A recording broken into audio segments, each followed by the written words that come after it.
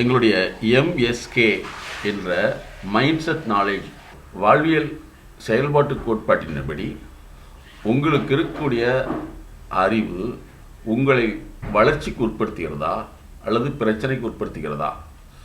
பெரும்பாலும் நாம் எதிரே உள்ள பிரச்சனைகளை கையாளுவது அல்லது வளர்ச்சிக்கான பாதையில் செல்வது என்பது பழைய அறிவின் அடிப்படையில் தான் நம்ம போயிட்டுருப்போம்.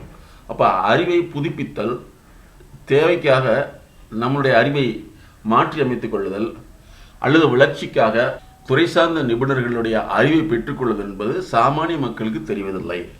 அவங்க எல்லாமே தன்னோடு உள்ளவர்களோடு ஆலோசித்து அவங்க வெறுப்பு அடிப்படையில் சொல்கிறதை இவங்க எடுத்துக்கிறாங்க. ஆனால் தொழிலதிபர்கள் அப்படி கிடையாது. துறை சார்ந்த நிபுணர்கள் மூலமாக தான் தன்னுடைய வளர்ச்சிக்கான அறிவை பெற்றுக்கொள்கிறார்கள், அறிவு திருத்தத்தை மேற்கொள்கிறார்கள், அறிவு மேலாண்மை மேற்கொள்கிறார்கள். அதனால தான் நாங்கள் மனம் என்ற வார்த்தைக்கு பதிலாக அறிவு என்று சொல்கிறோம். மனநலம் என்பதை விட அறிவு நலம் என்பதுதான் சரியான வார்த்தையை நாங்கள் சொல்கிறோம். மக்கள் பெரும்பாலும் பழைய கருத்துக்கள் அடிப்படையிலும் அடுத்தவங்க என்ன செஞ்சுருக்காங்க அப்படிங்கிற பேட்டன் அடிப்படையிலாம் வாழ்வாங்களே தவிர நம்மை உயர்த்தி கொள்வதற்கு புதிய வழி இருக்கிறதா என்பதை புரிந்து கொண்டு செயல்பட மாட்டார்கள். பெரும்பாலும் தொழிலதிபர்கள் மட்டுமே தன்னுடைய ஒவ்வொரு நாளும் தன்னை புதுப்பித்து கொண்டு, மக்களுடைய தேவைக்காக தன்னை புதுப்பித்து கொண்டு, அது நடத்தை ரீதியான தேவை, பொருள் உற்பத்தி ரீதியான தேவை, சேவை ரீதியான தேவை, இவற்றுக்காக புதுப்பித்துக் கொள்வார்கள். அதனால தான் மனநலம் மண்ணோய்க்கு ஆக்கம், இனநலம் எல்லா புகழும் தரும் அப்படின்னு திருவள்ளுவர் சொன்னதை நாங்கள் இந்த இடத்துல உங்களுக்கு நினைவுபடுத்துகிறோம்.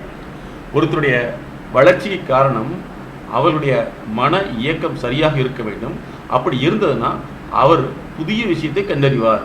அல்லது புதிய விஷயத்தை கண்டறிவதற்கு மனநலம், அதாவது உடல் நலம்னு என்ன, உடல் அனைத்து உறுப்புகளும் இயங்க வேண்டும்.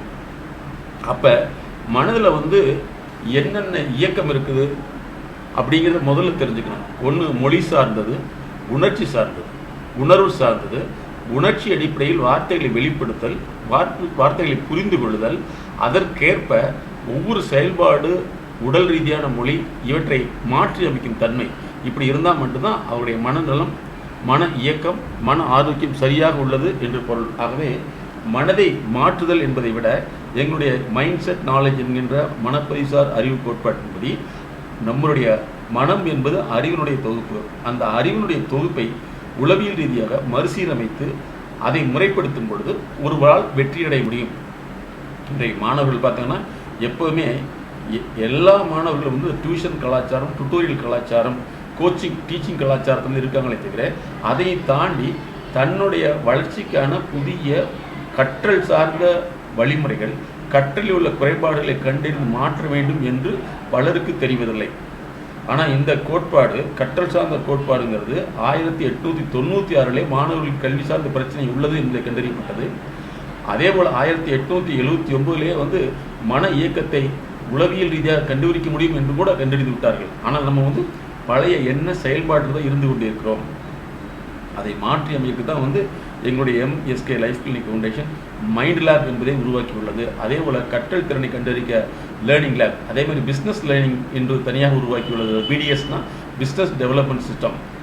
இப்படி ஒவ்வொரு மாணவர் அல்லது தொழிலதிபர் அல்லது சேவை செய்யக்கூடியவர்களுடைய இயக்க குறைபாட்டை கண்டறிந்து மாற்றுவதுதான் எங்களுடைய சிறப்பு அம்சமாக உள்ளது.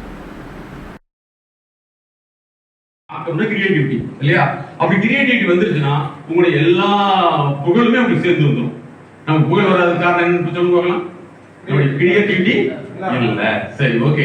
இன்னும் டீட்டெயிலா சொல்றேன். மனசுங்கிறது அறிவினுடைய தொகுப்பு. மனசுங்கிறது அறிவினுடைய தொகுப்பு. மூளைங்கிறது அது ஒண்ணுமே செய்யாது.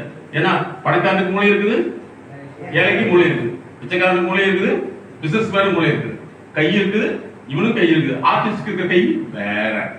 கரெக்டுங்களா? ஃபாலோ பண்ண முடியுதா? அப்போ அறிவுங்கிறது தான் நம்மளுடைய மனசுடைய தொகுப்பு. இதை நீங்க புரிஞ்சுக்கணும். அதாவது மனம்ங்கிறது அறிவினுடைய தொகுப்பு. அது வேலை செஞ்சா என்ன நடக்குங்கிறத மட்டும் பேசிக்க தெரிஞ்சுட்டீங்கன்னா உடைய கடைசி டாபிக் என்ன சொன்னாங்கன்னா மன அழுத்தம் சொல்லியிருக்கோம். யாராவது